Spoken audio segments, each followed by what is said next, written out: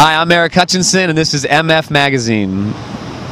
Making songs like this was really like a labor of love. You know, I felt like at the time I was really kind of beaten down, and you know, I had a label kind of fold, and people pretty much told me they weren't interested. So to me, it was really proving it to myself. I've been kind of shaken coming out of that. So the record to me was just you know, it was about proving it to myself, and that was really great. And everything since then has really kind of been the icing on the cake. I put the liner notes in the record because, I don't know, I feel like, you know, I need to sort of be framed with something. I like the idea of writing, especially these days when everyone's downloading everything. I like the idea of, if you buy the record, you know, you kind of get the story of what it was going on, you know, with the person's life, maybe adding a little to the songs and stuff. Yeah, I definitely felt like, you know, by doing the liner notes, I was trying to kind of make excuses or explain at least why things had taken a while. But it's been cool now, you know, because I mean, I didn't have that many fans when I made the album, and now as it continues to get bigger and bigger, I still, you know, get a couple emails a week, sometimes even, of people saying, you know, I bought the record and I read the liner notes, and you know, I'm so glad you didn't stop or whatever. So it's cool to sort of have people, you know, get their own inspiration from it. When writing songs, I like to have the song sort of be a puzzle, you know, where the whole song is pretty explicit, except it's missing one detail, and if you find out the detail and you plug it in, then everything makes sense, you know. So I think with that, the songs can mean different things to different people, and then I know my own personal meaning, I plug it in, and that's what everything means, and then somebody else hears it and it means something to their relationship, or somebody else, it means something to their jobs or their friends or something. So I mean, that's what I try to do. I try to get into, I mean, people don't really ask too much what it means as much as just what the song's about. You know, it's easier for me to say why I wrote the song, and, you know, hopefully it means different things to different people. Figuring out the songs to go on the album was a little difficult, but I mean, really it comes down to, do you want to play these songs every night? Do you believe in these songs enough that you're going to go out every night and try to convince people to listen to your music? You know, because I hate the idea of putting songs on a record that I don't even like. I mean, how am I supposed to look people in the eye and tell them to buy my CD when I don't even want it, you know? So I always kind of relate it to like picking out roommates or something like that. You know, you got your friends that you like, but you don't want to see them every day. So I got songs that I like enough, but not enough to live with, you know? Well, I don't want to be one of those artists that you come and they don't play any of the songs that you wanted to hear, you know? I mean, I think you have a certain obligation to the fans to play the songs they like, but also I think, you know, I'm going to play the songs that I believe in, and that's why it goes back, I think, to putting songs on the album that you want to play, you know? The biggest difference, I think, between poets and songwriters are, it sounds so much cheesier without music, I think, you know? I have a really hard time. I've never considered myself a poet, really, because it's just tough. It's tough to pull off. It takes a very certain person to be able to do it without singing.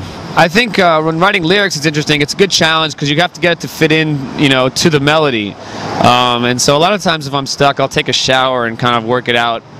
While I'm showering, I'll kind of just sing it out loud, or, you know, just kind of get away from stuff. And to me, it's fun though when you can get it to work and you know, have it sound kind of cool or something. I try not to take myself too seriously, and it's, you know, I'm involved with a major label right now, and it's a decent amount of you know, promotion and getting your, you know, and you get put in a situation almost every day that's, you know, makes you look like a fool or something like that.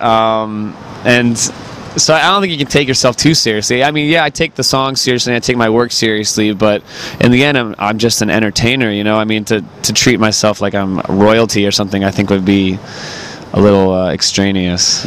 Yeah, the transition kind of to be a little more lighthearted came after a while. When I first started, I was writing a lot more sort of hard on your sleeve kind of songs, and I still write those, but I try to have sort of a sense of humor in the music, which is kind of how I am.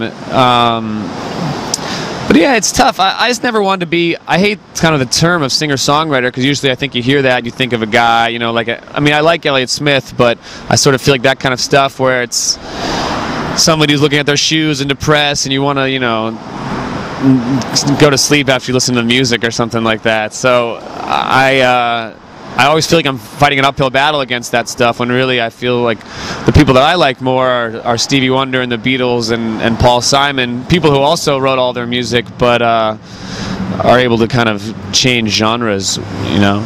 Yeah, I mean, there's such a fine line between having a style and being derivative, you know. I mean, they're not one of my favorite bands at all, but U2 has done a really great job of that. You know, their albums change and they grow as artists, but when you hear it, it always sounds like U2, you know. So to me, that's what I would like, to get to the point where, you know, I want each album to be a little different, and I don't want to keep doing the same thing over and over again. I am a big baseball fan. I think if I could change one thing I would not change for sure is they're talking about maybe adding more teams into the playoffs. And I love the fact that baseball doesn't screw around. You know, it's not like the NBA playoffs where half the league gets in. You know, this is like the cream of the crop. I think if I could change one thing in baseball, that's tough. I think I don't know. I think it's interesting what they're kind of getting into now with the instant replay, and like, do they want to let the umps decide? Do they not want to? But I think that was a call they got right by doing instant replay for the home runs, at least. If you start giving the power to all the cameras, it's like you pretty much take away all the umps. You know, I mean, I think the sport is it's got to be kind of run by humans and not by robots and stuff like that. Well, I guess that's the one thing I would say is I think baseball needs to, I know it's a sport of tradition and everybody loves that, but I think it needs to be unafraid of making changes, you know, adapting to fit what's going on now. You know, I think the three-point line is a good example of that in NBA. And, you know, we didn't really grow up with that generation, but to think about it before that is, you know, it just gets something more exciting. Not that you need to have, like, rock and jock rules with baseball where it's like, you know, the 10-point home run or something, but I think they just need to make sure they continue to adapt. Yeah, I mean, keep the tradition, but, you know, grow the sport along with the people who are watching it.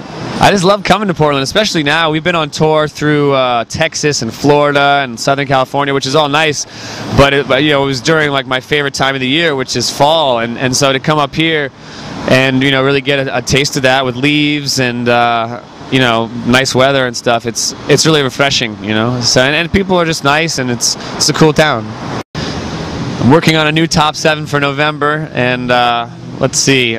I'm working on it still, but I think Christmas songs are going to be up there, and maybe Home Improvement. I've been watching a lot of Home Improvement on reruns, and I don't know. I'm not sure what else. It's pretty much the time where I have to write it, though, so thank you for getting me started on that.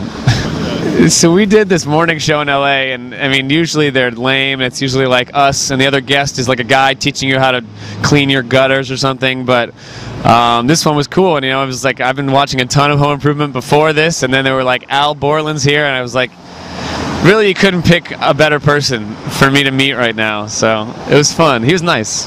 Christmas songs, I find, are like every other kind of music, where it's just like mind-boggling how it can be so good, but then also just so horrible. So I think Christmas songs are very touchy, but when they're good, they're really great, and that's one of my ultimate goals as an artist, is to one day write a classic Christmas song, you know. So I need to get down to it, but I think when it's done well, you know, it's just a good song, and it's an easy, it's a universal theme that people can relate to, you know. Covering Christmas songs is tough, and you know, I'm sure you can play this interview back in 15 years when I'm washed up and I'm desperate and I'm doing the Christmas record, but you know, I feel kind of like the great Christmas songs were already done well, and in many cases done well many times. So, you know, it's tough. Large disregard the lies that he was telling, what he's probably like, 'cause it's not hard. His charm is gonna get him through the night. 'Cause if you wanna rock, he rocks. If you wanna roll, he rolls.